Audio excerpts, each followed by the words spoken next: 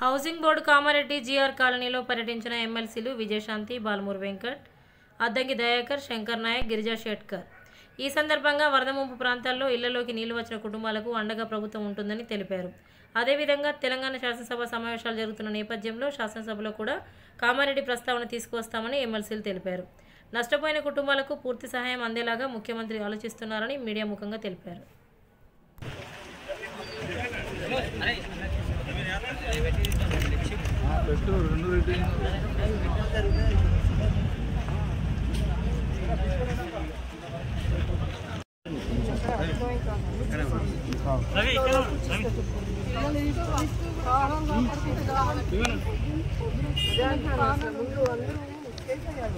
నా కెమెరా కొంచెం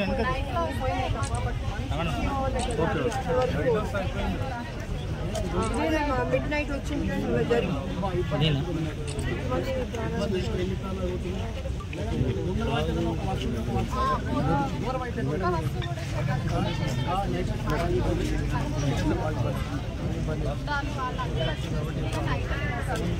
వర్షం వచ్చింది సడన్గా చేతిలో ఉండదు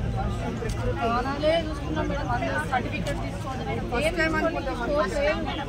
జరగడం అంత వాటర్ అదే మా మిడ్ నైట్ అయితే ఏమయ్యేది అందరూ పుణ్యం చేసుకున్నారు. సామాన్లు పోతే మనం కష్టపడి ఏదో కొనుక్కుంటే 8 ఫీట్ల నీళ్ళు వచ్చినాయి మేడం. రోడ్డు పైకి 10 నిమిషాల్లో 8 ఫీట్ల 9 ఫీట్ల నీళ్ళు వచ్చినాయి. అంటే తప్పించుకోకపోవడానికి కూడా మార్గం లేదు. ఒక ఆల్మోస్ట్ 10 అవర్స్ పాటు 10 ఫీట్ల వరకు నీళ్లు ఉన్నాయి. బయట రోడ్డు పైన 10 ఫీట్ల వరకు నీళ్లు అలాగే ఉన్నాయి 10 గంటలు. అంటే చాలా మంది పైకి ఎక్కిన వాళ్ళు వాటర్ లేదు, ఫుడ్ లేదు, అలాగే ఉండిపోయినారు. 10:30కు స్టార్ట్ అయితే నైట్ 9:30, 10 వరకు వాటర్ అలాగే ఉండిపోయినాయి. పైన ఎక్కిన వాళ్ళు పైన అలాగే ఉండిపోయినారు. అదే నైట్ టైం అయితే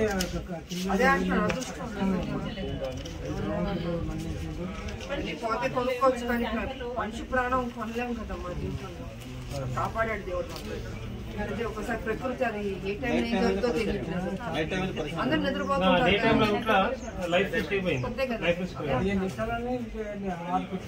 4 రోజులు అవుతుంది మనం క్లీన్ చేయబట్టి. రోజు క్లీన్ చేస్తేనే ఉన్నాం. మా బురద పట్టుకుంటారు. ప్రతి వస్తువుకు బురద పట్టుకుంటున్నాం. ప్రతి వస్తువు పట్టుకుంటాం. పరిహారం కూడా నష్టపరిహారం కూడా ఏం అందలేదు ఇంతవరకు. ఎందుకంటే అంటే మేమని కాదు, కానీ ఇంకా చాలా విధవాళ్ళు ఉన్నారు. చాలా విధమైన పరిస్థితుల్లో ఉన్నారు. కొంతవరకు చేస్తే మాకు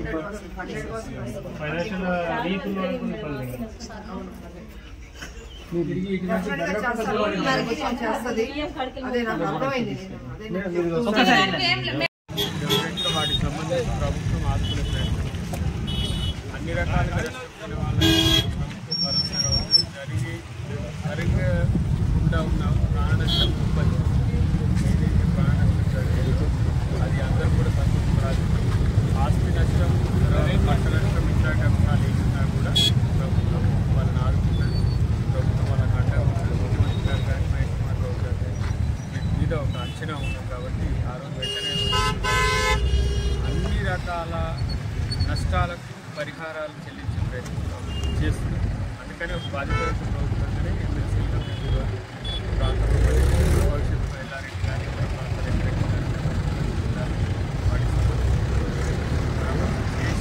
పరామర్శతో పాటు పంట నష్టానికి సంబంధించిన కల్పించాలకు చేసిన రైతు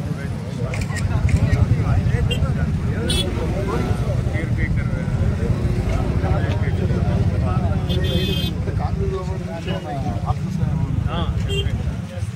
సహాయమే కాదు, అన్ని రకాల నష్టాలు పోయింది. కొన్ని ఇల్లు కోల్పోయింది, మన వస్తువులు, బంగారం, రకరకాల వాటి అధికారులతో అంచనా వేసి ఎవరిది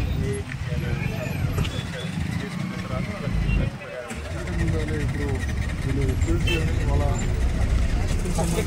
వాటిని పిలిచి వెంటనే పిలిచి ప్రయత్నం చేస్తారు. ఎందుకంటే అవి లైఫ్కి సంబంధించిన ఎక్కువ మంది ఇంకా విద్యార్థులు కానీ నిరుద్యోగులు కానీ కొంతమంది ఇంకా ఎవరైతే ఆస్పిరెంట్స్ ఉన్నారో వాళ్ళకు కూడా సమస్య ఉంటుంది.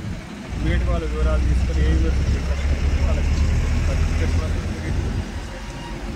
ఆర్థికంగా కూడా చాలామంది ఇబ్బంది పడుతున్నారు.